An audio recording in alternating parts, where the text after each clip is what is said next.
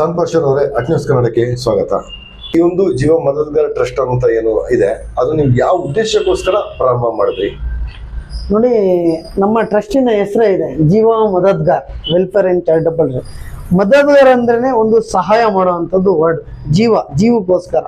ನಾವೆಲ್ಲ ಒಂದು ಜೀವಿಗಳು, ನಮಗೆಲ್ಲ ಒಂದು ಜೀವ ಇದೆ. ಎಲ್ಲರೂ ಇಲ್ಲಿ ಬದುಕ್ತಿರೋದು ಎಲ್ಲರಿಗೂ ಒಂದೇ ಸರಿ ಸಮ ಈಕ್ವಲ್ ಇರಬೇಕು. ಎಷ್ಟೋ ಜನ ಬಡವರಿದ್ದಾರೆ, ಎಷ್ಟೋ ಜನಕ್ಕೆ ಹೊಟ್ಟೆಗೆ ಊಟ ಕೂಡ ಇಲ್ಲದೆ ಹಸಿವಾಗಿದ್ದಾರೆ. ಇನ್ನು ಏನು ಹೆಲ್ತ್ ಇಶ್ಯೂ ಬಂದಾಗ ಅವರಿಗೆ ಹೆಲ್ತ್ ಇಶ್ಯೂಗೆ ಏನು ಮೆಡಿಷನ್ ಆಗಲಿ, ಮೆಡಿಕಲ್ ಏನೋ ವ್ಯವಸ್ಥೆ ಇದ್ದರೆ ಅದು ಕೂಡ ಅವರಿಗೆ ಪಡೆಯೋಕ್ಕೆ ಆಗ್ತಾ ಇಲ್ಲ. ಕೆಲವರಿಗೆ ಎಲ್ಲೋ ಒಂದು ಹೋಗಬೇಕು, ಅವ್ರಿಗೊಂದು ಅಟ್ಲೀಸ್ಟ್ ಒಂದು ಅಲ್ಲಿ ತನಕ ತಲುಪಕ್ಕೂ ಏನೋ ಒಂದು ಯಾರು ಸಹಾಯ ಮಾಡೋರಿಲ್ಲ ಅಂತ ಬಹಳಷ್ಟು ಇಶ್ಯೂ ಇದೆ. ಇದನ್ನ ಎಲ್ಲ ತಗೊಂಡು ನಾವು ಟೋಟಲಿ ಒಂದು ಸಮಾಜ ಸೇವೆ ಅನ್ನೋ ಒಂದು ಇಂಟೆನ್ಷನ್ ಇಟ್ಕೊಂಡು ಹಸಿದವರಿಗೆ ಊಟ ಕೊಡೋದಾಗ್ಲಿ, ತೊಂದರೆ ಇರೋ ಆರೋಗ್ಯ ಸರಿ ಇಲ್ಲದವ್ರಿಗೆ ಮೆಡಿಕಲ್ ಆಸ್ಪತ್ರೆಯಲ್ಲಿ ಏನು ಅವಶ್ಯಕತೆ ಇದೆ ಅದನ್ನ ಪೂರೈಸೋದಾಗ್ಲಿ, ಅಥವಾ ವಿದ್ಯಾವಂತರಿಗೆ ಏನೋ ಒಂದು ಡೊನೇಷನ್ ರೀತಿ ಸಹಾಯ ಮಾಡೋದಾಗ್ಲಿ, ಅದೆಲ್ಲ ಇಂಟೆನ್ಷನ್ ಇಟ್ಕೊಂಡು ಇದನ್ನ ಬಹಳಷ್ಟು ಇದೆ. ಸದ್ಯಕ್ಕೆ ಇಷ್ಟು ಇಂಟೆನ್ಷನ್ ಮೇಲೆ ನಾವು ಕೆಲಸ ಮಾಡ್ತಾ ಇದ್ದೀವಿ. ಜೀವ ಮದದ್ಗಾರ್ ವೆಲ್ಫೇರ್ ಟ್ರಸ್ಟ್ ನೀವು ಪ್ರಾರಂಭ ಮಾಡಿದ ನಂತರ ಇದುವರೆಗೆ ಏನೇನು ಕೆಲಸಗಳನ್ನ ಮಾಡಿದ್ರಿ? ನೋಡಿ, ನಮ್ಮ ಟ್ರಸ್ಟ್ ಆಗಿ ಒಂದು ಹೆಚ್ಚು ಕಮ್ಮಿ ಒಂದು ವರ್ಷ ಆಗಕ್ಕೆ ಬರ್ತಾ ಇದೆ. ಈ ವರ್ಷದಲ್ಲಿ ಒಂದು ಮೊಟ್ಟ ಮೊದಲ ಬಾರಿಗೆ ನಾವು ಒಂದು ಜೀವ ಮದದ್ಗಾರ ಟ್ರಸ್ಟಿನ ಹೆಸರಲ್ಲೇ ಒಂದು ಆಂಬುಲೆನ್ಸ್ ಮಾಡಿದ್ವಿ. ಒಬ್ಬರು ಡೊನೇಷನ್ ಮುಖಾಂತರ ಒಂದು ಆಂಬುಲೆನ್ಸ್ನ ನಾವು ಇಷ್ಟು ವರ್ಷಕ್ಕೆ ಅಂತ ತಗೊಂಡು ಅದರಿಂದ ಮುಖಾಂತರ ಬಹಳಷ್ಟು ಆರೋಗ್ಯಕ್ಕೆ ಎಮರ್ಜೆನ್ಸಿ ಯಾರಿಗಾದ್ರೂ ಬೇಕು ಏನು ತುರ್ತು ಸೇವೆಗೋಸ್ಕರ ಒಂದು ಆಂಬುಲೆನ್ಸ್ ಮಾಡಿ 24x7 ಆಂಬುಲೆನ್ಸ್ ಮುಖಾಂತರ ನಮ್ಮ ಟ್ರಸ್ಟಿನ ಮುಖಾಂತರ ಸೇವೆನ ಮಾಡ್ತಾ ಇದ್ದೀವಿ. ಮತ್ತು MBBS ಮಾಡೋಂಥ ಸ್ಟೂಡೆಂಟ್ ಕೆಲವರು ನಮ್ಮ ಹತ್ರ ಬಂದಿದ್ರು, ಟಿಕೆಟ್ ಸೀಟಿಗೋಸ್ಕರ ಫೀಸ್ ಕಟ್ಟೋಕ್ಕೂ ದುಡ್ಡಿಲ್ಲ ಅಂತೇಳಿ ನಾವು ದಾನಿಗಳ ಸಹಾಯ ತಗೊಂಡು ಅಂಥವರಿಗೆ ಡೊನೇಷನ್ ಕಲೆಕ್ಟ್ ಮಾಡಿ ವಿದ್ಯಾಭ್ಯಾಸಕ್ಕೆ ಕೆಲವೊಂದು ಡೊನೇಷನ್ಗೋಸ್ಕರ ದುಡ್ಡು ಕೊಟ್ಟಿದ್ದೀವಿ. ಯಾವುದೇ ಜಾತಿ ಧರ್ಮ ನೋಡದೆ ಎಲ್ಲ ಧರ್ಮಕ್ಕೆ ಹಬ್ಬಗಳಿಗೆ ನಮ್ಮ ಟ್ರಸ್ಟಿಂದ ಆದಷ್ಟು ನಾವು ರೇಷನ್ ಕಿಟ್ಗಳಂತ ಕೊಟ್ಟಿದ್ದೀವಿ. ಹಿಜಾಮ ಕ್ಯಾಂಪಲ್ಲಿ ಸುಮಾರು 180ಕ್ಕಿಂತ ಜಾಸ್ತಿ ಜನ ಏನು ಥೆರಪಿಯಾ ಅಂತಾರೆ, ಕಪ್ಲಿಂಗು, ಅದ್ ಮುಖಾಂತರ ಒಳ್ಳೆ ಒಂದು ಶಿಬಿರವನ್ನು ಇಟ್ಟು ನಡೆಸ್ಕೊಟ್ಟಿದ್ದೀವಿ. ಹಾಗೆ ಮೊನ್ನೆ ಕೂಡ ಒಬ್ಬರು ಬಡವರು ಮದುವೆಗೆ ಆದಷ್ಟು ಸಹಾಯ ಮಾಡಬೇಕಿತ್ತು, ದಾನಿಗಳ ಮುಖಾಂತರ ಅವರಿಗೂ ಮದುವೆಗೆ ಕೂಡ ಸಹಾಯ ಮಾಡಿದ್ವಿ. ಈ ಥರ ಇನ್ನಿತರ ಭಾಳಷ್ಟು ಸೋಷಿಯಲ್ ಆಕ್ಟಿವಿಟಿ ನಾವು ಮಾಡ್ತಾ ಬಂದಿದ್ದೀವಿ. ಇಷ್ಟೆಲ್ಲ ಕಾರ್ಯಕ್ರಮ ಮಾಡಬೇಕು ಅಂದಾಗ ಅದು ಈಸಿ ಅಲ್ಲ. ಬಹಳಷ್ಟು ಸಂಘಟನೆಗಳಿದೆ, ಬಹಳಷ್ಟು ಟ್ರಸ್ಟ್ಗಳಿದೆ, ಇವರೆಲ್ಲ ಕೆಲಸ ಮಾಡ್ತಾ ಇರುವಾಗ ಅದ್ರ ಮಧ್ಯದಲ್ಲಿ ನಿಮ್ದೊಂದು ವರ್ಷದಿಂದ ಕಾರ್ಯಾಚರಣೆ ಮಾಡ್ತಿರೋದು, ಇದಕ್ಕೆಲ್ಲ ಫೈನಾನ್ಸ್ ತುಂಬಾ ಬೇಕಾಗಿರುತ್ತೆ. ಇಷ್ಟು ದೊಡ್ಡ ಮೊತ್ತವನ್ನ ನೀವು ಹೇಗೆ ಸಂಭಾಳಿಸ್ತೀರಾ? ನಮ್ಮ ಜಿಲ್ಲೆಯಲ್ಲಿ ಬಹಳಷ್ಟು ಶ್ರೀಮಂತಗಳಿದ್ದಾರೆ.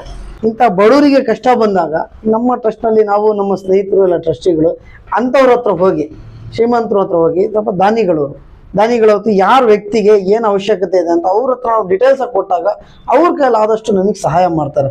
ಫೈನಾನ್ಷಿಯಲಿ ನಾವೇನು ಎಲ್ಲದು ಕೈಯಿಂದ ಹಾಕಲ್ಲ. ನಮ್ಮ ಕೈಲಿ 500,000 ಏನು ಹಾಕಬೇಕು ತಿಂಗಳಿಗೂ ಸ್ವಲ್ಪ ದಿವಸಕ್ಕೆ ಅದಾಗ್ತೀವಿ. ಬಹಳಷ್ಟು ದುಡ್ಡನ್ನ ಎಲ್ಲ ಶ್ರೀಮಂತಗಳ ಹತ್ರ, ಕೆಲವರು ದಾನಿಗಳಿರ್ತಾರೆ, ಕೆಲವರು ನಮ್ಮ ಹತ್ರ ಬಡವರು ಇದ್ರು ಇಂಥ ಒಳ್ಳೆ ಕೆಲಸಕ್ಕೆ ದೇವರು ನಮಗೆ ಒಳ್ಳೇದು ಮಾಡಲಿ, ಪುಣ್ಯ ಬರುತ್ತೆ ಅಂತ ಹೇಳ್ಬಿಟ್ಟು ಬಡವರು ಇದ್ರು 500,000 ಕೊಡ್ತಾರೆ. ಅಂಥವ್ರ ಹತ್ರ ಹೋಗಿ ನಾವು ದುಡ್ಡು ಕಲೆಕ್ಟ್ ಮಾಡ್ತೀವಿ.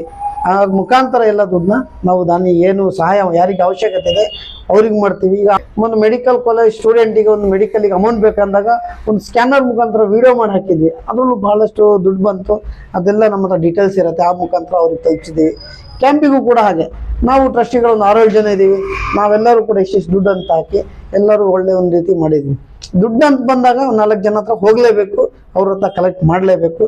ಸಮಾಜ ಸೇವೆ, ಇವಾಗ ನಾವೊಂದು ಚಿಕ್ಕ ಟ್ರಸ್ಟ್, ನಾವೊಂದು 200 ಜನಕ್ಕೆ ಸಹಾಯ ಮಾಡಿದ್ರೆ ನಮ್ಗಿಂತ ದೊಡ್ಡ ಟ್ರಸ್ಟ್ಗಳಿದೆ, ದೊಡ್ಡ ಸಂಸ್ಥೆಗಳಿದೆ, ಅವರು ನಮ್ಗಿಂತ ಜಾಸ್ತಿ ಬೇರೆಯವರಿಗೆ ಹೆಲ್ಪ್ ಮಾಡ್ತಾರಲ್ಲ, ಅದು ನಮ್ಮಷ್ಟು ಒಂದು ಇರುವೆ ಅಳಿಲು ಸೇವೆ ಅಂತಾರಲ್ಲ, ಆ ಥರ ನಾವು ಸಹಾಯದಿಂದ ಮಾಡ್ತೀವಿ. ನಮ್ಮನ್ನ ನೋಡಿ 4 ಜನ ದೊಡ್ಡವರು ಇನ್ನು ಜಾಸ್ತಿ ಮಾಡಲಿ ಅಂತ ನಮ್ಮ ಇಂಟೆನ್ಷನ್ ಆಗಿದೆ. ಭವಿಷ್ಯದಲ್ಲಿ ನಿಮ್ಮ ಟ್ರಸ್ಟಿಂದ ಇನ್ನು ಏನೇನು ಕಾರ್ಯಕ್ರಮ ಪ್ಲಾನ್ ಮಾಡ್ಕೊಂಡಿದ್ದೀರಾ?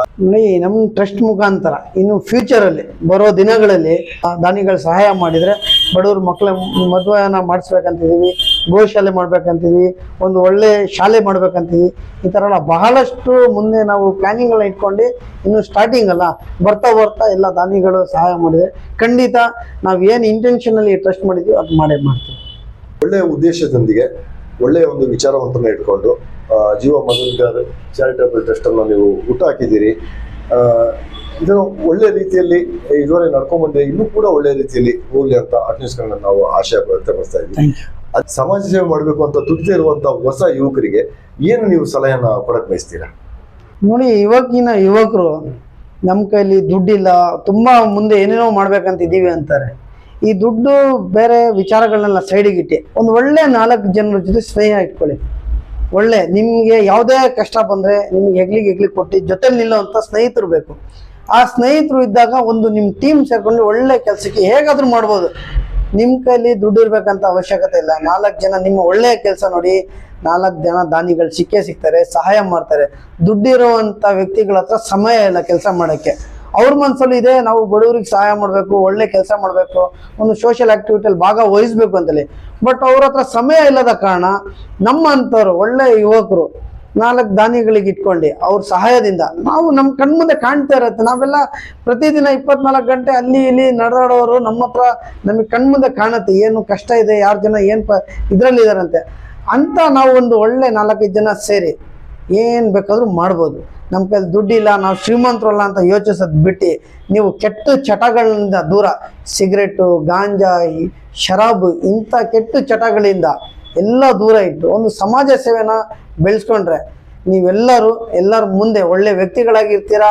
ಒಳ್ಳೆ ಒಂದು ಸಮಾಜ ಸೇವೆ ಮಾಡ್ತೀವಿ, ಒಂದು ಸಮಾಜಕ್ಕೆ ಒಂದು ಹೆಸರು, ಆ ಒಂದು ಇತಿಹಾಸ ಅಂತೀವಲ್ಲ, ಇತಿಹಾಸ ಬರೆಯುವಂಥ ಒಳ್ಳೆ ಕೆಲಸ ನೀವೆಲ್ಲ ಮಾಡ್ಬೋದು. ಇದು ನಾನು ಇರುವಂಥ ಯುವಕರಿಗೆ ನನ್ನಿಂದ ಇದೊಂದು ಒಳ್ಳೆ ಮೆಸೇಜ್ ಕೊಡೋಕೆ ಇಷ್ಟಪಡ್ತೇನೆ. ನಿಮ್ಮ ಅತಿ ಅಮೂಲ್ಯವಾದ ಸಮಯವನ್ನು ಅಟ್ನ್ಯೂಸ್ ಕನ್ನಡದಿಂದ ಕೊಟ್ಟು ಈ ಒಂದು ಸಣ್ಣ ಒಂದು ಏನೋ ಸಂದರ್ಶನ ಪಾಲ್ಗೊಂಡಿದ್ದೀರಾ. ಭವಿಷ್ಯದಲ್ಲಿ ನಿಮ್ಮ ಏನು ಸಂಸ್ಥೆ ಇದೆ ಇನ್ನೂ ಉತ್ತಮವಾಗಿ ಬೆಳೀಲಿ ಅನ್ನೋದು ಅಟ್ನ್ಯೂಸ್ ಕನ್ನಡದ ಆಶಯವಾಗಿರುತ್ತೆ. Thank you so much sir.